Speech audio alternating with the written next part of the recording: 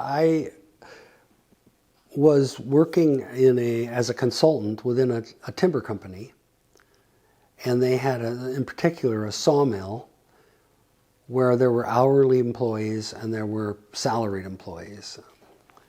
And I was proposing to management that they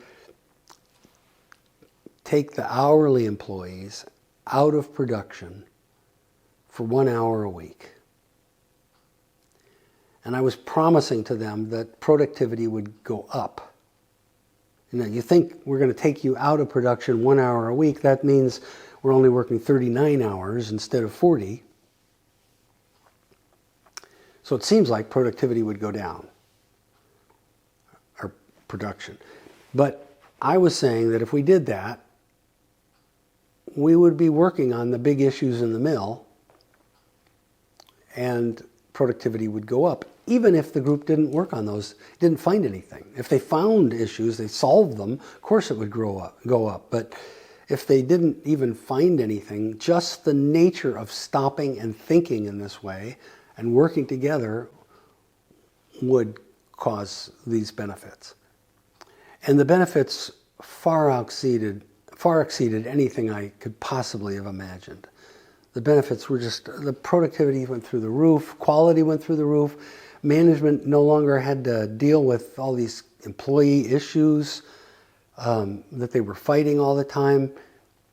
It just, everything was dynamite, except we were doing this without the foreman being involved and without top management being involved. And so it was very threatening to all of them. But the foreman got on board eventually, and they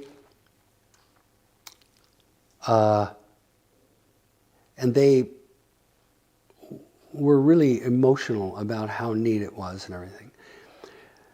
I got to back up a little bit because I didn't tell you the secret. The secret to this working was not just gathering the people and talking and doing problem solving.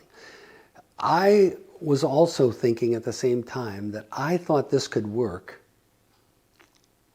See, the normal program is you train these people and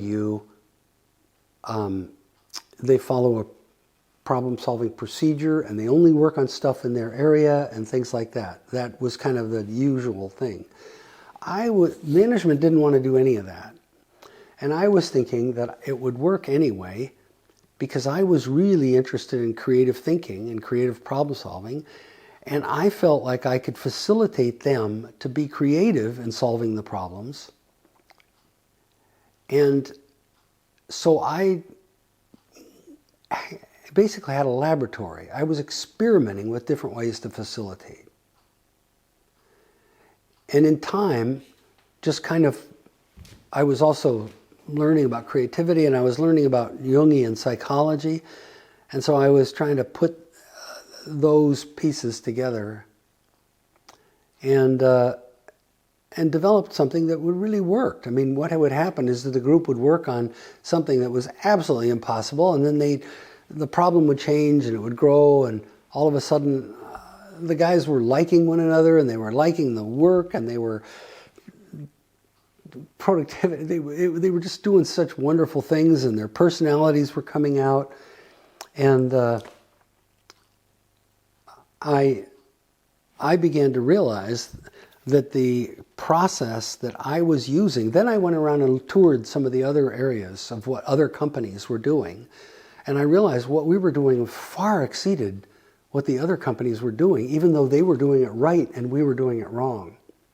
I mean, they did the official things of involving the foreman and giving people training first and having guidelines on the wall and having a procedure to use. They were doing it right.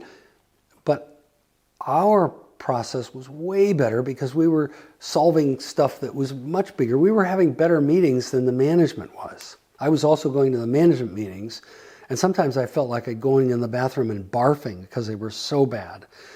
But the employee meetings were fun to be in.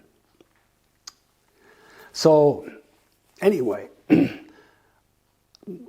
everything moved up in the mill. It really, everything went great, except there was a point where people did not want to change anymore. And my support network were gone. So I wanted to leave, and I left.